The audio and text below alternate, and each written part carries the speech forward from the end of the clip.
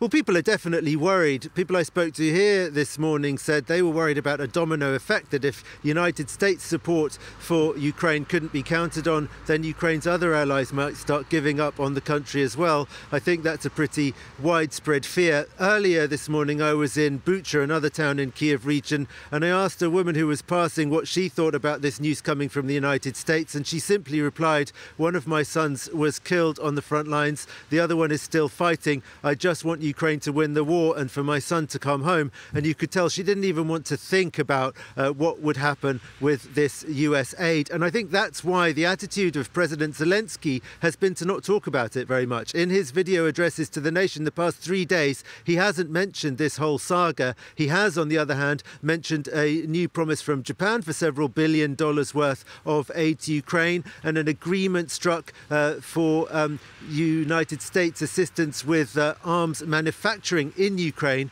But everyone knows that's not going to be nearly enough to provide what's really needed. The country definitely knows that without this US assistance, it's going to be very, very difficult to continue to defend against this Russian invasion. So I think that some of the reactions I've been hearing are in a way some kind of denial and really shock that this is actually really happening. But the denials, when you speak to experts, are also backed up by some rational arguments that perhaps there is still a reasonably good chance that the United States Congress will end up voting on this aid package sooner or later, and that in the meantime Ukraine does have some other sources of income that it can use to buy weapons with, perhaps money from the IMF. That was what one economist I spoke to yesterday said he was hoping for. And amid these questions about support, we're heading into the cold weather here, of course. Obviously, we see it already snowing where you are, Gulliver.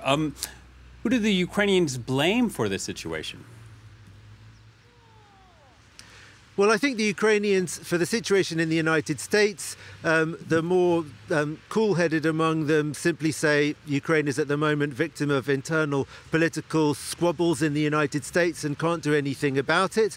Others are quite angry with the United States and other Western partners of Ukraine that they provided weapons and expected Ukraine to have an incredibly successful counter-offensive, when really the weapons they provided, as one veteran I heard talking on the radio this morning put it, are really far less than what's needed, far, far less, for example, than what the Americans provided themselves with when taking on a force of comparable size in Saddam Hussein's Iraq in 2003. And for them to suddenly be so disappointed that the counter-offensive didn't deliver the expected results that they consider giving up on aiding the country at all is something that Ukrainians reacted with some indignation.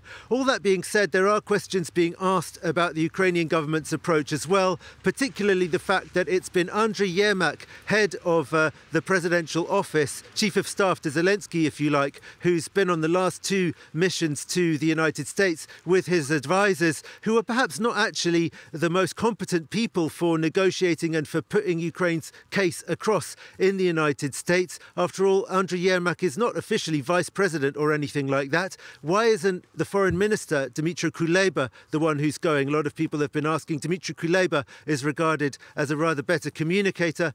And there are also questions about whether Ukraine should have or could have prepared better for the possibility of US aid ending, perhaps by increasing its imports of drones and drone components, something that is now happening at a very rapid pace at the moment, but which many people say could and should have happened much earlier.